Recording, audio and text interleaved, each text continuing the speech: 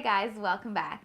This week I want to chat with you about how a no can sometimes become a yes, or a no right now can become a yes later.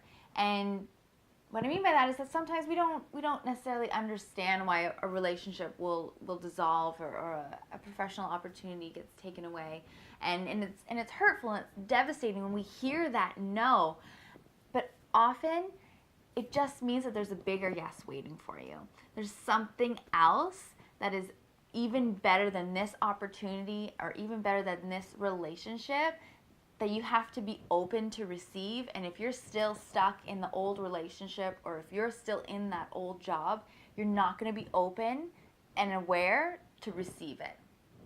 And so I think the easiest one is really the relationship one. It doesn't mean that there's a better person for you necessarily. It doesn't mean that the person that you're with right now is bad. But when it starts to feel off, it's okay to let it dissolve and allow it to be a no, and then be open to receiving somebody else in the future. And oftentimes when that other new person comes along, you think, I get it. Now I see why that didn't work, because this was missing, and I'm grateful that I have that in this new relationship. And so I have a professional story that I want to share with you, that when I was interning with CityLine, I had applied for the job that I eventually got at Breakfast Television. And originally when I applied for the job, I got called for the interview by the producer. And the next day, she called me back and she said, look, we don't know what's happening with the position anymore. Some things have changed a little bit. And so unfortunately, we're calling off the interview. And she said, it's not a no, it's just not a right now. And I never forgot those words that she said to me. It's not a no, it's just not a right now. And a month and a half, 2 months later, she called me and she said, if you're still interested, we would love to interview for the job. We're ready and we know what the position is going to be now. And I went in for the interview, and the next day she called me and said, girl, the job is yours if you want to take it. And I was there for 4 years.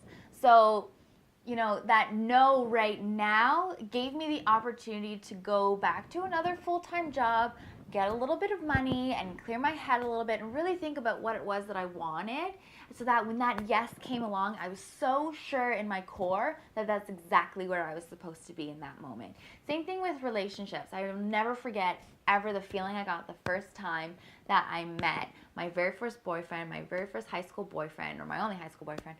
And I met him, and he shook my hand, and he looked me right in the eyes, and in that instant, I knew that something was going to happen with him, but I knew it wasn't going to be right now.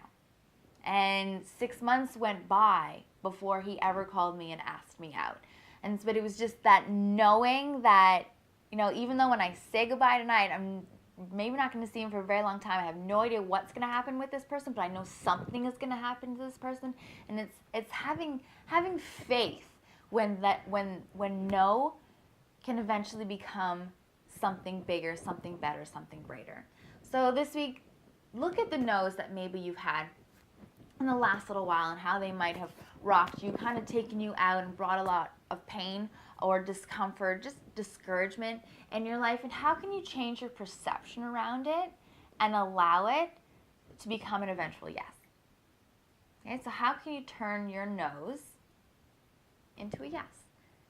And you'll take so much pressure off yourself, and you'll feel the energy left within you, and you'll just feel a whole lot better, knowing and having faith and trusting that there's just something better and greater for you just around the corner. Turn your no's into yeses. From my heart to each and every one of yours. Namaste.